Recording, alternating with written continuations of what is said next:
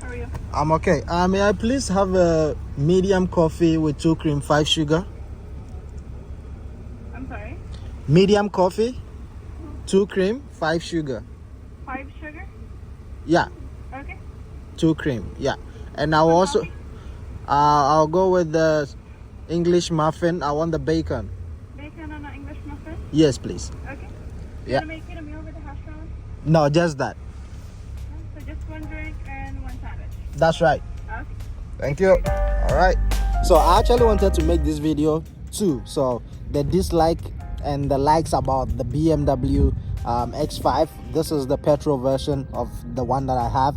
I think I promised you guys this video, but I thought about it. I mean, it doesn't make sense. Why do I have to separate the video? It's gonna take all your time, mind time, filming, editing, and all that.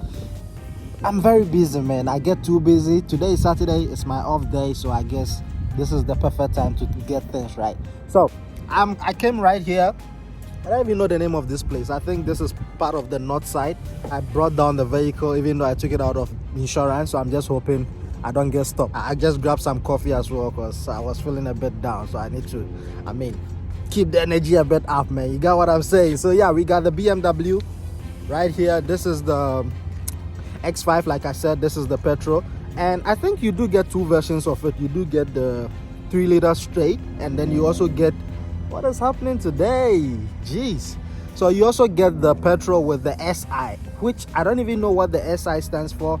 Maybe sports, I don't know, but according to some of the reviews online, they said the SI is more of like a sporty version of the regular. I don't know, I really don't know, but yeah, it is what it is. Let me take you guys straight onto what I like first, and then we're going to jump straight to what I don't like. First thing first, it's still got your standard 18 rims. This is the same rims that you get I think in majority of the X5s. I mean, even on my diesel, I have the same rims and tires, very similar, like there's no difference, and I'm pretty sure they even share the same suspension parts. But yeah, even though it looks standard, it still does the job decent. No issues at all. I haven't had any issues going high speed or anything like that. I think before I take you guys into the interior, maybe I should talk to you guys more about the exterior. Let me open the hood.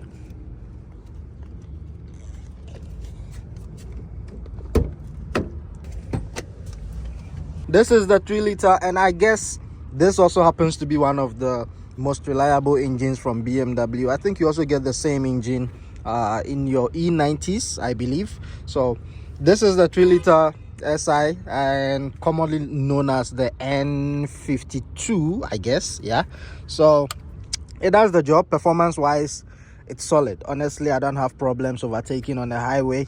I've owned this vehicle for a couple of months now, and it has never let me down. It used to be a fun vehicle, honestly, until I got my hands on the diesel. But yeah, I think the only issues, which is very common and a lot of people talk about, and I'm sure you know, happens to be minor oil leaks. And I honestly don't know where it's coming from. It's coming from somewhere down there, which I think it should be the gasket valve cover. I honestly don't know, but it's not like a massive leak, just a little bit of leak. And this normally happens when you really go aggressive on the paddles. That's where you're going to feel the leakage, but otherwise I don't think it's a big deal. You can hardly see it though. I don't know if you guys can see it over there. It should be, yeah, just right there by the plug, just in there. It's actually a common problem with this engine. Yeah, I've watched a couple of videos about it, and everybody was talking about the same thing. This is the most common issues that you may get with this engines. Oil leak is a very common thing. Overall, I think I don't have an issue with this engine here. As long as you service it, you do your regular maintenance, you should be good to go for many years. Yeah, I got this Deadpool on the vehicle when I bought it. I don't even know why it was there, but I guess the previous owner had some kit.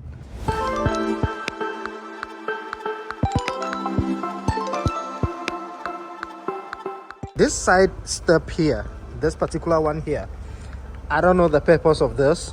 I mean, I understand they try to make this vehicle more like off-road SUV, but it has no use. Okay, this is useless.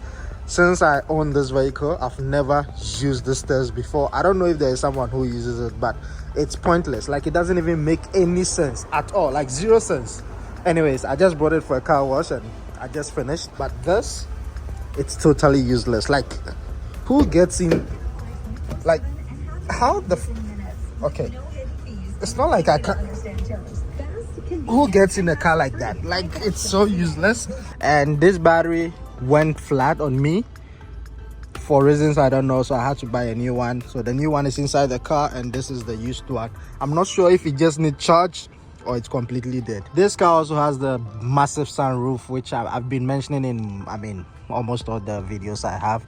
It does the same thing, goes halfway, full way, tilts and all that funny stuff. It's good. I love it. And X5, this version of S5, this version of X5, it's fire. Remember I was telling you guys about the headrest on the diesel one that I got, and this also have I mean, it has a similar thing going on here, but this is a bit different. Okay, this is a bit harder than the one on the diesel, and with this you can also adjust in and you can adjust it out.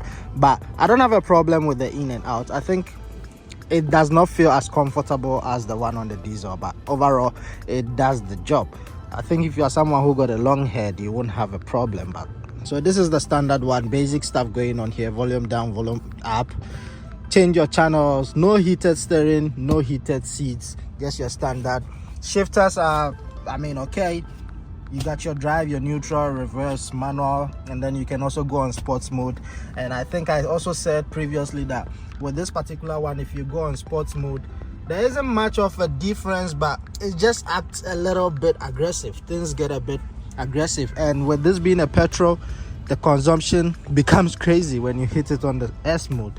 So always just put it on drive. I think it will save you much fuel, and if you drive, I mean, smooth, you won't have issues. With the diesel, I don't have problems even if I put it on sports mode, because the consumption is just so great. And here with the iDrive, it is the older version, not the newer type, so it becomes a problem because there are a few stuff that I'm limited with. I think no Bluetooth, no reverse camera, no reverse sensors. There are a couple of downsides, but overall I guess it is to be expected on 2008 BMWs. It's normal. With your headlights, you do get your auto, which I think majority of the cars that have this, if you want to put it on auto, you just put it on, and then when the car senses any darkness or any shade, it turns it on. It also have automatic wipers, so you just click on it, and then whenever it's raining, automatically it's going to wipe your screen for you. So honestly, it's not bad. I've really had a lot of fun with this vehicle.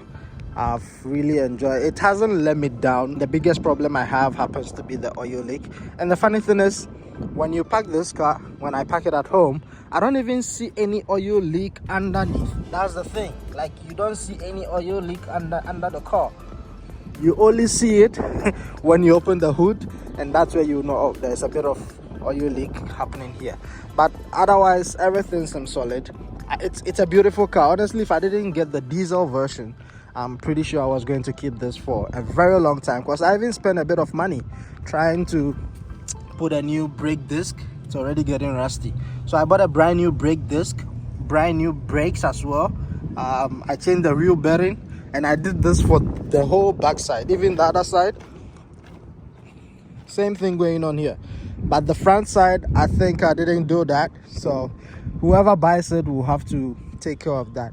But otherwise, this is a beautiful car, man. This is a beautiful SUV, and I really don't think if I was in SA or Ghana or anywhere in Africa, I was even gonna get the chance or money to buy this car. I mean, well, not anytime soon, but being in Canada, it's a blessing, and I think I'm good with that. So I own two of this, and I really haven't regretted. So there are a few limitations here and there.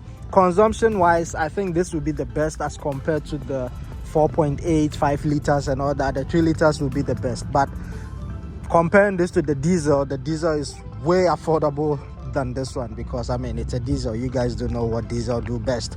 So yeah, if you don't care much about the limitations, I mean, talking about the reverse camera, reverse sensors, there's no reverse sensors. If you don't care about all those minor stuff, then I think you should be fine to ride on this. It's just a few, I mean, cons here and there, but otherwise everything's solid. There isn't any issues at all. And yeah, that is going to be it for the dislike and like. I mean, it's nice I combined everything, which I just did, unlike having to make series of videos talking to you guys about this particular vehicle. It doesn't make sense. But anyway, if you have money to buy these vehicles, man, just go for it. I think the only advice I'll give anyone who wants to buy this vehicle is, if you don't have much and if you want to save money, I mean, if you don't want much problems, just stick to the smaller engines. Maybe like this V6 3-liter, that's best. I mean, it is a bit expensive to fix, but it's not as compared to fixing the V8 5-liter, V8 4 point whatever. I mean, just stick to the smaller ones like this one, or better still, just go for a decent diesel one and you should be fine. It's a bit windy, man. I'm even crying. I was going home, but I just noticed that there's one thing that I didn't actually mention, and I think, I mean, it's an obvious problem. Is it even a problem? Or I think BM actually knew this before they made this vehicle. So another problem with this car is, whenever you have the door open, let's say you go out and you want to come inside the car and you close it and you don't close it properly. So if the door is not closed properly, like maybe you shut it but it's not completely shut, this car will not move. I mean, I actually didn't know. I was going for lunch and then I got in the car, I started it, the door was not fully closed. Now I put it in drive and the car moves a little bit and then give. I'm like, I mean, I was that shocked. I was like, okay, I guess it's time to buy a new gearbox, because it was strange. I've never seen a car done that to me. I thought the gearbox was faulty, only to find out that the problem is the door. So let me try and move it and see if it's going to move. So now it's on drive. All right, so let's try and move it. Let's see.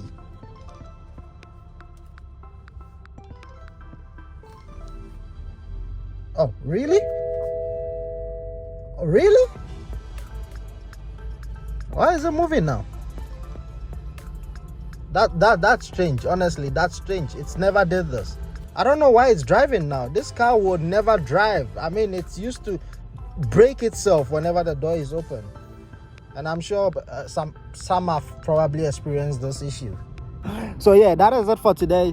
It feels nice out today. I mean, normally we do get a bit of cold, rainfall, snow, but today the weather looks great, man. Like now it feels like I'm in Ghana as a movie. Like it feels like I'm home.